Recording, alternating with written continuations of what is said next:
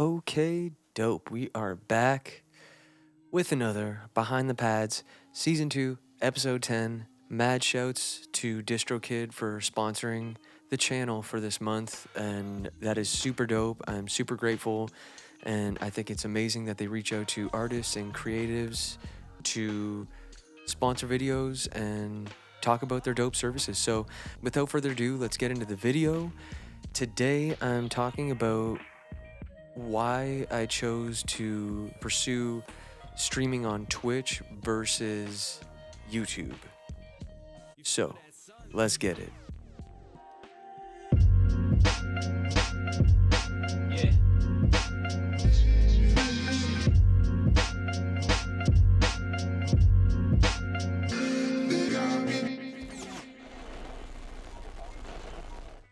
Twitch versus YouTube live streaming.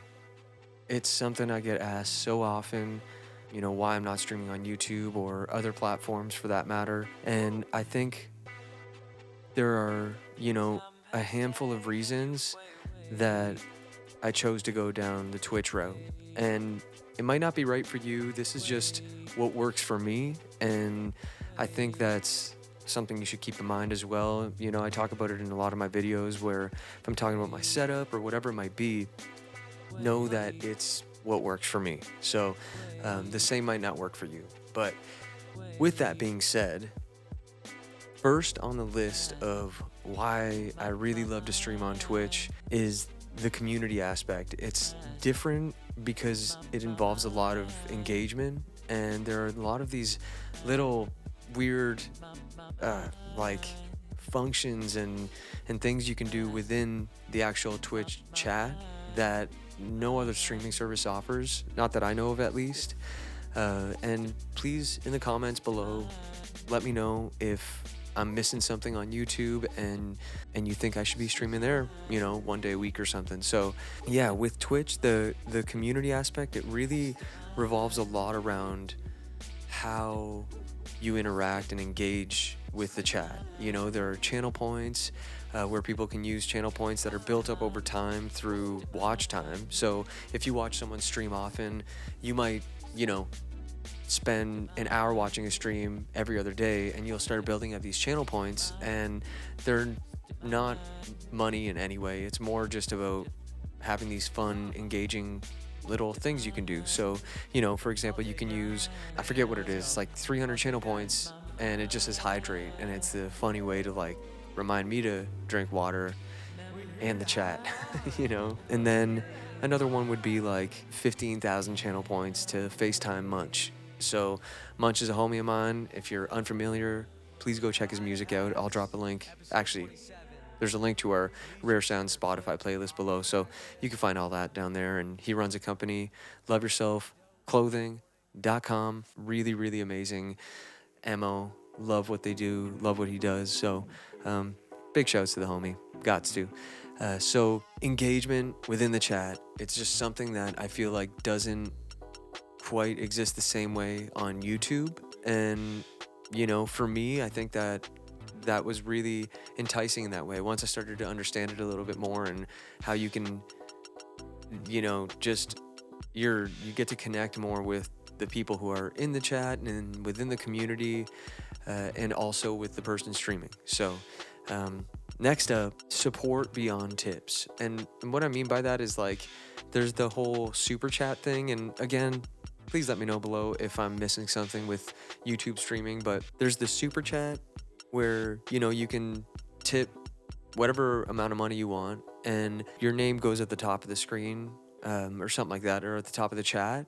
And I think that might be the only way to sort of, support aside from the subscription and whatnot. But when I go to Twitch, there's a lot more support beyond just those tips. It really extends so far because yes, you can tip, you can cheer bits, it is money in the end, but it just is more interactive. When you cheer bits, something comes up on the screen, and it just becomes more of this, again, engaging sort of factor within the process of like trying to support a streamer. And I hope I'm making sense with all this. I'm, you know, flying by the seat of my pants. So the support beyond tips, the fact that there are customizable commands means that when you make someone a mod for your channel or even for yourself, you can just type exclamation mark and whatever the command, like Spotify, and a link comes up, or, you know, exclamation mark Discord, and our Discord link comes up to the Rare Sounds World Discord, which I will drop a link below if you're interested in my stream schedule or anything like that beyond the videos. And then, you know, with those customizable commands, it's showing people in the moment. There's someone always reminding you that I have merch available, or I have a sample pack, or what my stream schedule is, or what the Wednesday night Sunflip sample challenges are all about. And I think that's such an amazing, amazing thing, you know, key factor in why I love streaming on Twitch too, is because of that. Specifically, it's so amazing because, you know, I might see a sale for merch throughout a stream, and that's really because someone actively was posting my links and sharing those links. And even if you were the one commenting being like, yo, do you have merch, someone is going to post that link right away, you know. So and maybe someone will in the chat on YouTube, but it's just made more, it's like integrated a lot better, I feel. Next up, a huge one for me. This one is some next level ish, if you ask me. Raids. And if you're unfamiliar with what a raid is on Twitch, it is where, for example, say I have 100 people tuned in on my stream and we've been streaming for a few hours and we're about to, you know, call it a night. Instead of just ending it there, I can type in a command and raid another user who is streaming as well, you know? So the fact that you can take your community, and not everybody joins in on the raid. So say you have 100 people and only 70 are pulling up.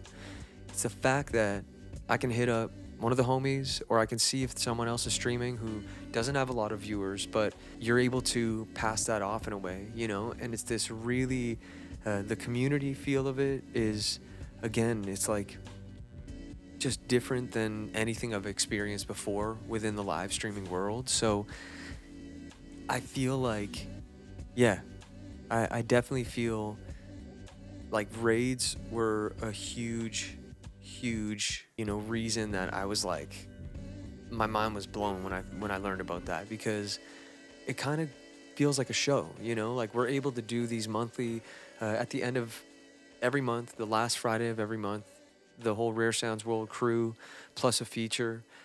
We do what we call Raid Fest at the end of the month, and it's basically we each do a 20-minute set and we cycle through that. So if there are 6 or 7 of us playing, I'll play my 20-minute set and then I'll raid Munch, and he'll play his 20 minutes and he'll raid Jacob, and so on and so forth. And we'll keep that vibe going for as long as we can. Sometimes we go through 3 sets that way, you know. But it really is amazing because you get to see this crowd of people, and it's not everybody, but it's a crowd of people that are sort of, you know, you're in one space and then 20 minutes later you're in someone else's space, and I think that's so amazing. I feel like that's got to exist on other platforms, you know, like that's something that I wish YouTube had. I think that would definitely make me want to stream more on YouTube as well, because in my position as a smaller streamer, I've gotten raids from DJs like Jessu or Pika or Whistleface, Loudmouth, all these other DJs and creatives who are streaming at the same time as me, and they're wrapping their stream up. And like, for example, with Jessu from Vancouver, super dope DJ. She always kills it. Such a crazy, dope vibe. She raided me with like 1,400 people the other day, you know, and I had maybe 75 people on my stream, and all of a sudden I've got over 1,000 people. And I think that to me is like, again, next level. Like all of a sudden this super generous person is sharing their community, and it helps grow mine, and again, you know, the cycle continues. And that to me is like unreal. It's unreal. So let's take a quick moment to talk about our sponsor, DistroKid. I gotta say it, like, they've sponsored a few of my videos, and again, I'm super grateful for that, because as an independent musician, artist, creator, whatever, in this time, it's really wild to like be looking for gigs and trying to find ways to, make income. And if there's one thing I learned about this whole pandemic, is that diversifying your income as an artist is absolutely key, major key. And I think with companies like DistroKid being super supportive of those creative communities, it continues to inspire me, because I'm like, damn, they're reaching out and doing stuff like this, and I'm grateful for it. So without further ado, I'm gonna switch over to my computer. And I've mentioned this before on a video, but I still get asked about it. And it's interesting that I still get asked about it, but I think if you're just new to releasing music and you haven't maybe, delved in that department yet, for me, DistroKid has been the most simple, straightforward way to release my music and distribute it to all streaming channels. So I'm gonna switch over here. You see all my releases here, and I'm gonna just mention quickly Teams. Teams is a huge one, and like I said, I've mentioned this in a previous video, but this is a big one if you are starting to collaborate with people, because it's super simple to divvy up the percentage and split that right off the get-go. So anything coming in on streaming from Spotify, Apple Music, wherever it might be, gets split up however you set it up in Teams with that percentage. And the other beauty is with Tracklib, if you're clearing samples, this is also where you would add your collaborators, So as we see here, I'm putting his email on blast, but Jacob Sigmund Music still has not accepted. He ain't getting his piece of that pie. Once again, resend, sent. So it's really amazing, because functionality of this and how easy it is to edit and change things about your releases, it's really next level, man. I will be continuing to use DistroKid for my releases because of the simplicity and the ease of use. You will be seeing a handful of new releases pop up here very soon. I can't get my stuff to be organized because too much music on the way, y'all. Way too much music. Mad love to DistroKid. Thank y'all so much again. Here we go. This video isn't meant to be like, don't stream on YouTube, or you have to stream on Twitch, or whatever, like, there are pros and cons to both. Definitely pros and cons to both, and I'll talk about those too. Just for now, I'm streaming on Twitch Sundays, 10 p.m. Eastern Standard Time. Tuesdays is a random day. I sometimes stream in the afternoon and in the evening, or not at all, because I'm making a sample every Tuesday for the Sunflip sample challenge. So the way it works is I drop the sample on every Tuesday at 8 p.m. Eastern Standard Time, and I give you 24 hours to flip the sample, and I include the stems, the BPM, sometimes the key if I can figure it out. And you got 24 hours to submit, and then every Wednesday at 8 p.m. Eastern Standard Time, we listen through all the submissions. Sometimes it's like 35, sometimes it's 50, and we listen through all the submissions, and I pick a couple winners, and Excellent Audio gives a plugin away every single week. Native Instruments gives out the Scarby Rickenbacker bass, which is, I've talked about it on the stream before, but it's absolutely my favorite bass plugin. And I send merch to somebody, and I think it's just a really cool, again, it's created such an amazing community feel. I love that. So Wednesdays at 8 p.m., if you're a producer, which I know a lot of y'all are who tune into my channel, pull up to Twitch on Wednesdays.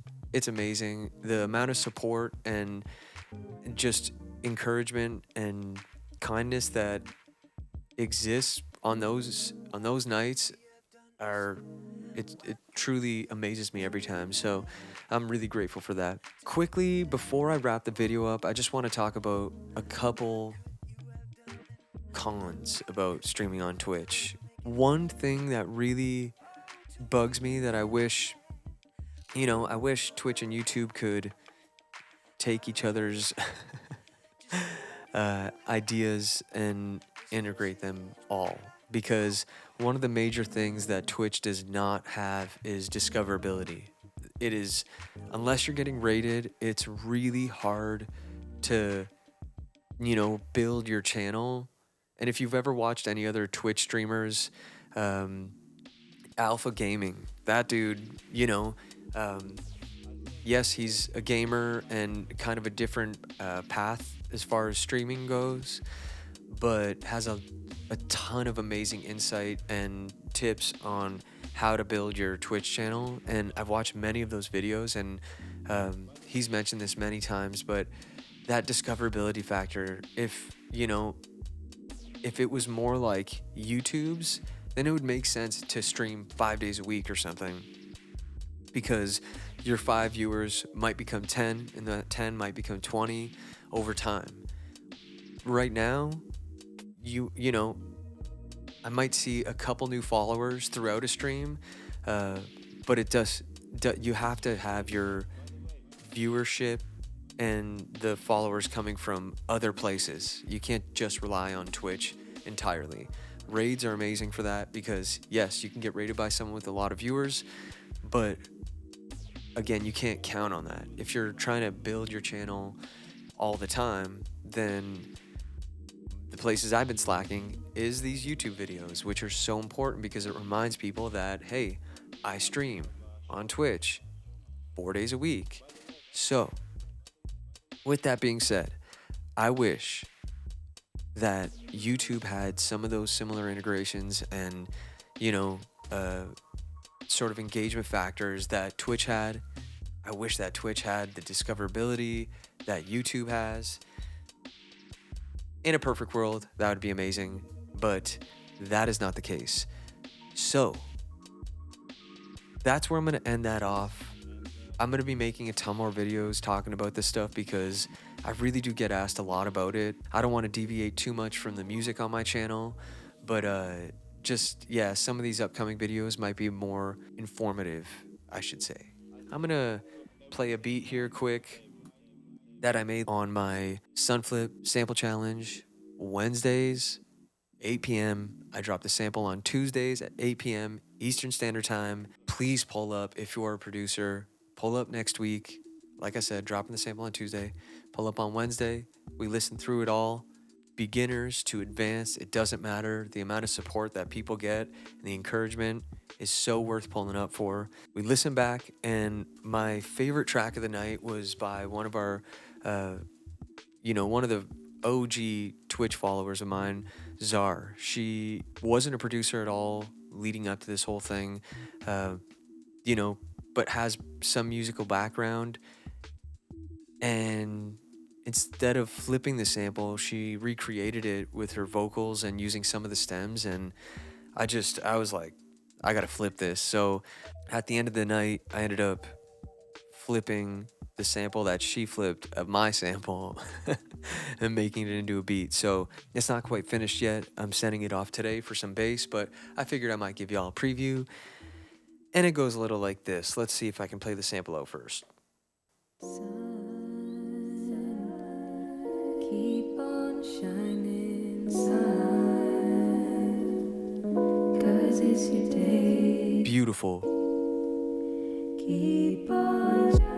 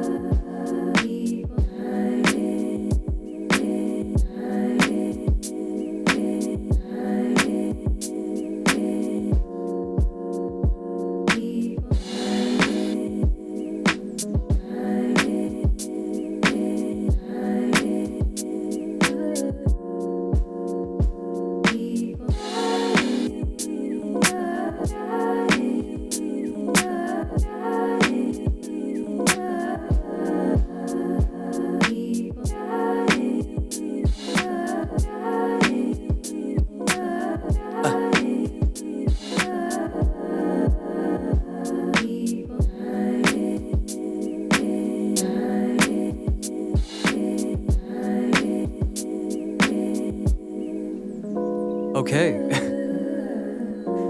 I hit the chords button there, so that's cool. Or the step sequencer, that's what I hit. All right, y'all, that's a preview of a new track that's going to be dropping sometime featuring Czar. Unreal.